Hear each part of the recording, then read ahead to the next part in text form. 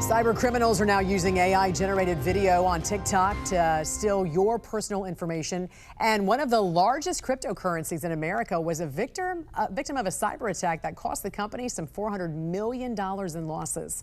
Joining us now to discuss this and a major cyber hack involving children is cybersecurity expert and privacy attorney Lisa Garber. Good morning to you. Good morning, Jan. Great to be here. Cryptocurrency Coinbase was the victim of that cyber attack. They didn't just suffer hundreds of millions in losses, but also, Lisa, ransomed by the hackers for $20 million. Tell us more about this and also the CEO's response to the attackers on social media. This is such an important story on so many levels. And Coinbase, many of us are likely familiar with it. It's the largest crypto exchange that exists. And it's very publicly aware of what happens when there's a data breach because of its market. So what happened is apparently employees were bribed. Coinbase is calling them rogue employees from overseas. They were bribed to leak information on Coinbase users so that hackers could socially engineer and attack them.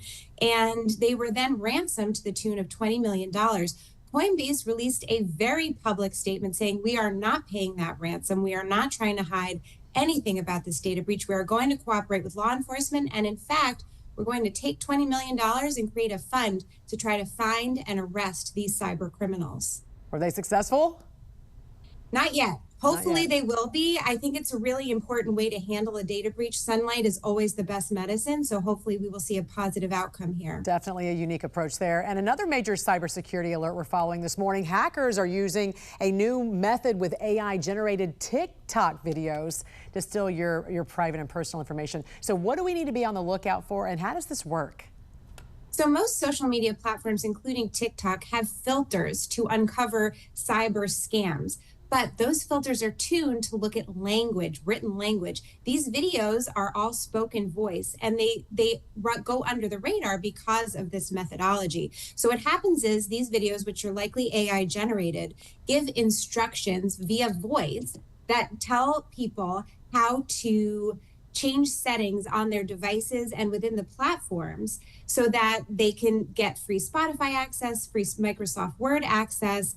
But in fact, what they're doing is allowing hackers into their systems, and they've been viewed hundreds of thousands of times. Wow, that is alarming. And, speaking of AI, this is another alarming trend parents need to pay attention to specifically because children, teens, and even young adults are turning to these AI chatbots, uploading their photos, and essentially asking to be rated on their looks, and then also asking for suggestions on what they need to do to improve their appearance. I'd never heard of this before. How concerning is this, though? It's very concerning. And we've seen viral trends go on these ChatGPT and other chatbots before, including make yourself into an action figure. The problem with these trends, besides the psychological effects of asking a chatbot if you're quote unquote hot or not, is uploading the personal information necessary for the chatbot to run its algorithm. So you're asking for photos, for information about you, maybe your age, demographic information. Remember, the algorithms are taking all of that information in, and they're using it in ways you have no control over. Yeah, and so they're going to be... Go ahead. They're going to be storing it. They're going to be selling it to vendors. They're going to be sharing it in places we don't have control over. So while it's fun to partake in a social media trend, although I don't honestly understand this one, it's going to be problematic for our privacy. Yeah. Not to mention, you're getting your self-worth, your self-esteem from an AI chatbot, right? So what legal issues also do you see here? Because I was reading, aren't some of the suggestions based on marketing with shopping products and procedure recommendations? Yes. So the way these AI chatbots work is they're trained on everything available on the internet. That could be publicist-generated articles from makeup companies or cosmetic companies or doctors. And it could also be AI garbage that's out there that they're just ingesting. There are no guardrails. There are no ethics here. And there's no medical personnel vetting this information. So if you're going to ChatGPT for makeup information or cosmetics or drug interactions, you really need to have a professional review that information first. Cybersecurity expert and privacy attorney Lisa Garber. Great to see you. Happy Friday, Eve. Thank you so much. Hope you have a great weekend. You too. We all want to stay connected while traveling, so we spoke with an expert about some of the things you can do to keep your personal data safe when connecting to the internet while on the road. When traveling, staying connected has become a necessity. Wi-Fi or connectivity is very much like water and air. But experts warn free and public Wi-Fi access points can be fraught with danger. Personal data can be big business for hackers and scammers, leading to an ever-growing number of threats to be aware of. A big one, the man-in-the-middle or evil twin Wi-Fi scam. A Wi-Fi network that looks like the real legitimate one, but it's actually run by somebody who could be very nearby, trying deliberately to intercept your data. Passwords, logins, they could even hack into your computer. Internet security expert and CMO president Eric Plam says these are some things to remember when connecting to that cafe, airport, hotel, or other public and free Wi-Fi.